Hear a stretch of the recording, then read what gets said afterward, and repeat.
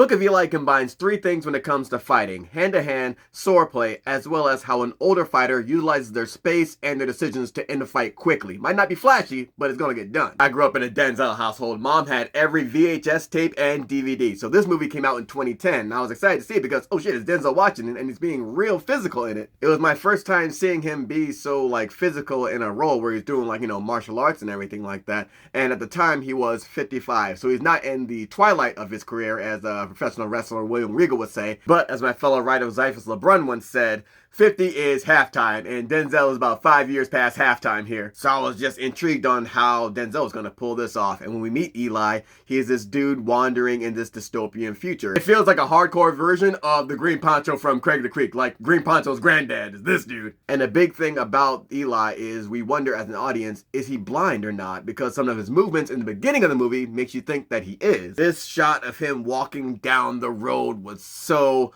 cold to me, and he comes across a woman with a shopping cart knocked over. Now remember, this is a whole dystopian future, so he comes up on her and she's like, yo, don't hurt me. And he's looking around and she's like, oh, do you want food? Here, take it. And he's still looking around, unsure. And he's like, I'm not gonna hurt you. And he's still just eyeing the landscape, so to speak. As he's looking around, the woman switches her tone up and she's like, oh, can you help me? And this lady is really trying to sell it, because he starts like taking off some clothes and unveiling some, like, you know, some skin.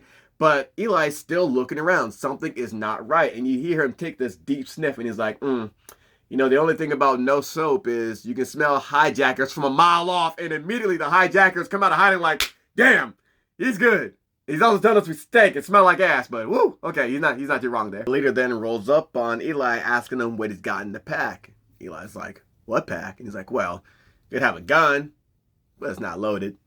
They never are. Ain't that right, old man? And he makes a move toward Eli, and Eli just takes a step back and he looks behind him, then back at the leader. The leader's telling him, yo, open the pack, dip it out on the road, nice and slow. And we see Eli taking 2 steps back, and he's letting him know, I can't do that. And I respect this, because, yo, Eli is outnumbered, but he ain't giving it up. First of all, he ain't gonna smell like ass and tell me what to do. Second of all, fuck you, and that guy in the back. The leader's like, okay, I'm gonna say it again, but louder. Take off the fucking pack, put it on the ground, or die.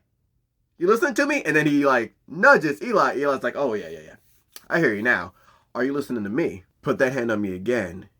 You ain't getting it back. The leader turns to his boys and starts laughing. He thinks this shit is sweet. He thinks this shit is a Jolly Rancher, that this shit is Skittles. He's like, all right, you want to do it the hard way. And he puts a hand on Eli, and all of a sudden that hand is gone. Run the tape back in one swift motion. Eli cut his hand off with a machete, which came out of nowhere, Randy Orton style. The leader is looking at the stub where his hand used to be, looks over at Eli, and he's like, how'd you do that? He just cut my hand off. Coldest part about this to me is Eli just hands folded with the machete showing and the blood on it, taking some steps back very slowly. Leader falls to the ground and he's like, what are y'all waiting for? Kiss him! And everyone's standing around like, what did he say? And then the camera cuts right back to Eli, hands still folded with that machete showing, as he steps back and he's like, he's going into shock.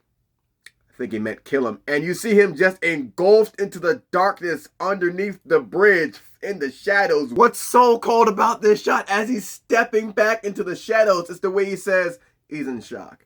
I think he meant kill him. Echoes too. And they're like, oh, all right, it's time to get busy. And one dude starts up the chainsaw and they go towards Eli. It's 5 guys, no burgers, to 1. What I love about this scene is dude on Eli's left goes for a swing. Eli dodges that, grabs dude on his right, stabs dude on the left. And in one fluid motion, he takes on 3 dudes on his right with 1 dude behind him. It's too crazy to even see what he's doing because he's fighting in the shadow, but that dude he grabbed initially gets him deaded. Dude with the chainsaw kicks him back. He knows there's a guy behind him. He swings the sword behind him to block the shot. At the same time, able to hold off the dude that's on his right coming in at him. And you slow it down to see he's able to hold that dude off because he already stabbed him in the stomach. He did that shit before he even blocked the shot from the back. And once he blocked that shit from the back, he turned back. The dude he stabbed in the stomach got him again in the stomach, then up top across the throat for dude that was behind him. What?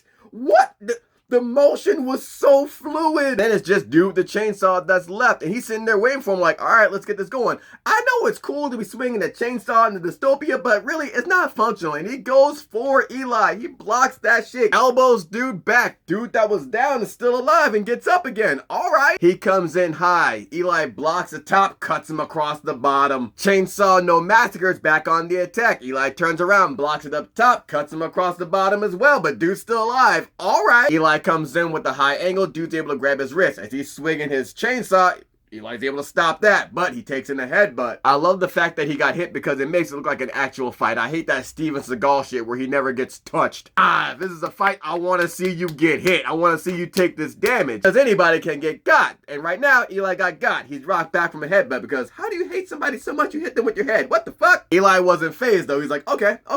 I see what you're on now. Chainsaw Man tries to sendo smash the chainsaw against Eli. Eli's like, nah, I watch Hajime no Ippo too. Let me just get off with your hand here, cuts that shit off, puts his back to dude, swings the sword around underneath the arm and stabs him dead. Had to make that man look dumb because you want to be out here headbutting people. All right, now you're down, dead. And the coldest part is that after he stabs dude, takes the shit out and just throws it to the ground all frustrated like, oh, what the fuck? I'm just trying to walk, man. He's just breathing and he sees the leader on the ground, inching towards his hand. Eli walks over, kicks his hand away ever so slightly and tells him, I told you you weren't gonna get that back. The coldest shit is, the leader knows he's done. He takes off his goggles, he's looking up at Eli, and ironically enough, here's his come to Jesus moment as he asks Eli, who are you? And Eli tells him who he is by putting his hand behind his head, his machete to his stomach, and then having them greet so he can go and meet his maker face to face. Hey,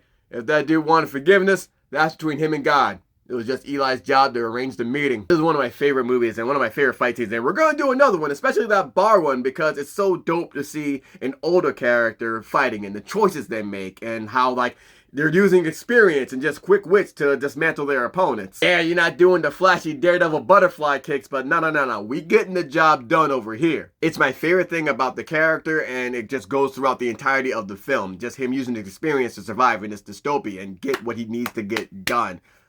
It's so good.